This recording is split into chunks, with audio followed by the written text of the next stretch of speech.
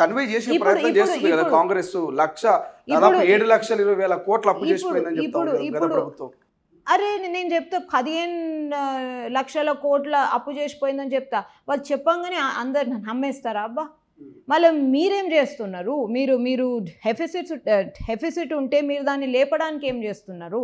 మీరు ఎక్కడి నుంచి మీరు అప్పులు తెస్తున్నారు? లేకపోతే ఉన్నదాన్నే మీరు దాన్ని ప్రాఫిటబుల్గా ఎట్లా చేస్తుంటారు? ఎందుకంటే అప్పులు చక్రవడ్డీలతోని పెచ్చుడైతే దట్స్ నాట్ డెవలప్మెంట్. కానీ ఉన్నదాన్ని మీరు ప్రాఫిటబుల్ ఎట్లా చేస్తున్నారు?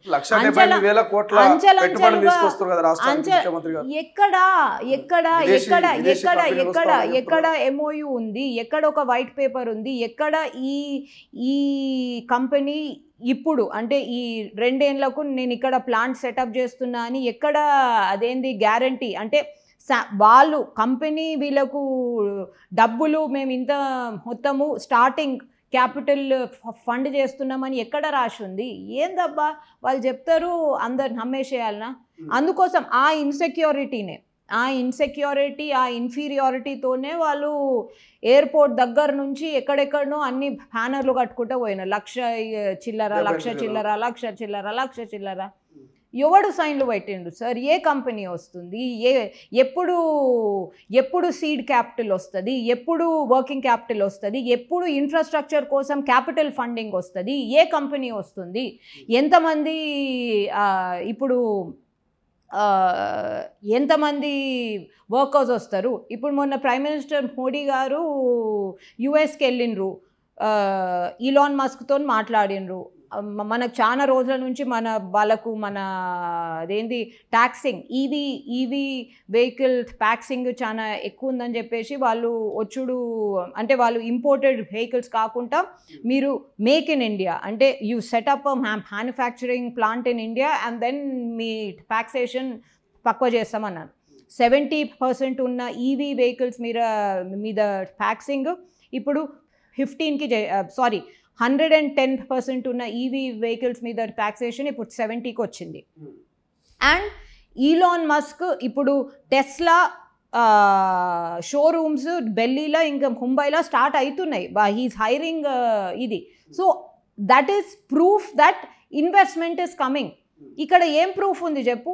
ఇక్కడ చీఫ్ మినిస్టర్ ఇంకా అగ్రికల్చరల్ మినిస్టర్ మాట్లాడుకొని చెప్పుకోవడము, బ్యానర్ల మీద రాసుకునే తప్ప ఇప్పటి వరకు ఒక కాగితం అన్న మనకు కనిపించిందా? కనిపించలేదు. So why should we trust that you are bringing in investments?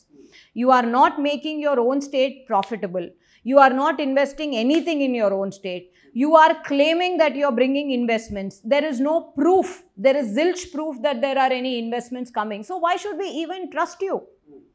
చదువుకున్నోళ్ళే కాదు, చదువుకోని వాళ్ళు కూడా నమ్ముతలేరు శ్రీశైలం. కానీ అప్పుడే కాదు కదా మేడం, మీరు అన్నంత ఈజీగానే ఎమోజీ కావచ్చు ఎంఓయూస్ అయితాయబ్బా.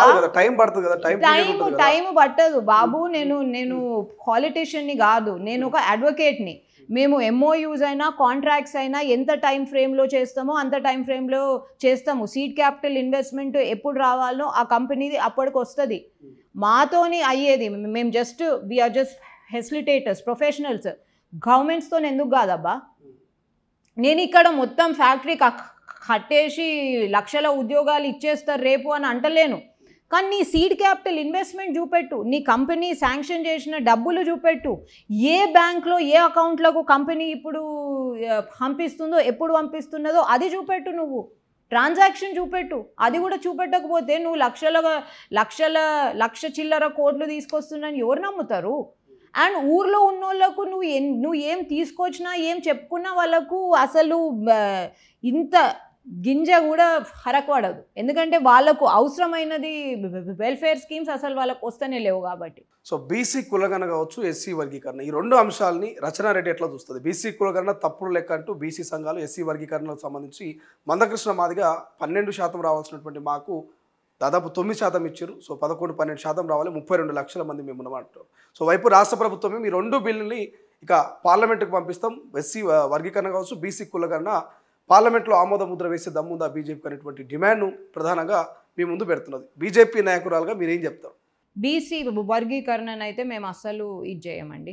ఎందుకంటే ఇక మన దేశాన్ని అమ్ముకున్న కిందికే. ఎందుకంటే మెరిట్ అనేదే లేకపోతే మీరు అంచెలంచెలుగా ఆల్మోస్ట్ 100% చేస్తే ఇంకా మెరిట్ లేకపోతే ఎవడన్నా చదువుకొని ఉద్యోగం కొట్టుడో లేకపోతే అదేంది కష్టపడి ఒక కాలేజ్లో అడ్మిషన్ తీసుకున్నాడో అది ఉండదు. మీరు ఒక అకాడమిక్ సర్వే చేసినట్టు ఎంపిరికల్ సర్వే లాగా జస్ట్ ఒక 90 మంది శాంపుల్ సర్వే చేసినామని చెప్పేసి మొత్తం ప్రపంచం మొత్తము లేకపోతే రాష్ట్రం మొత్తం అట్లనే ఉన్నదంటే ఎట్లా నమ్ముతారండి? ఒక గవర్నమెంట్ చేసే విధానమేనా ఇది? మీ కంప్లీట్ ఎంపిరికల్ సర్వే ఏది? Me every house hold survey ఏది? ఎక్కడ మీ డేటా ఎక్కడ? మీరు చెప్పేస్తే అందరూ నమ్మేస్తారా? అసలు ఎంపిరికల్ సర్వే అనేది అకాడమిక్ పబ్లికేషన్స్ కోసం చేసే శాంపుల్ సర్వే. మీ ఎలక్షన్ ఎగ్జిట్ పోల్స్, మీ ఎలక్షన్ ప్రీ పోల్ ఇవి అట్లా చేస్తారు. వీటిని నమ్మొచ్చు, నమ్మకపోవచ్చు. మీ ఒక గవర్నమెంట్, ఒక రెస్పాన్సిబుల్, ఒక పదవిలో ఉన్న గవర్నమెంట్ చేసే పనేనా అది? సర్వే నా ఇంటికి సర్వే రాలేదు, మీ ఇంటికి వచ్చిందా సర్వే? నా ఇంటికి ఎవరు తీసుకురాలేరు, ఎందుకు నన్ను సర్వే చేయరా? నేను అంటే నా కులం మీరు ఆల్రెడీ డిసైడ్ చేసేసి. ప్రపంచంలో ఏ మూల ఏ క్షణం ఏం జరుగుతుందో వేగంగా తెలుసుకోవడానికి తొలి వెలుగు వాట్సాప్ ఛానల్ని ఫాలో చేయండి.